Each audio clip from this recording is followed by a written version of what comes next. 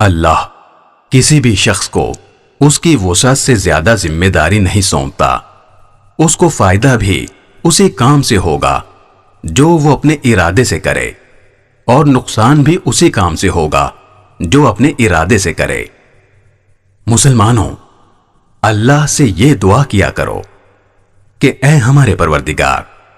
اگر ہم سے کوئی بھول چوک ہو جائے تو ہماری گرفت نہ فرمائیے،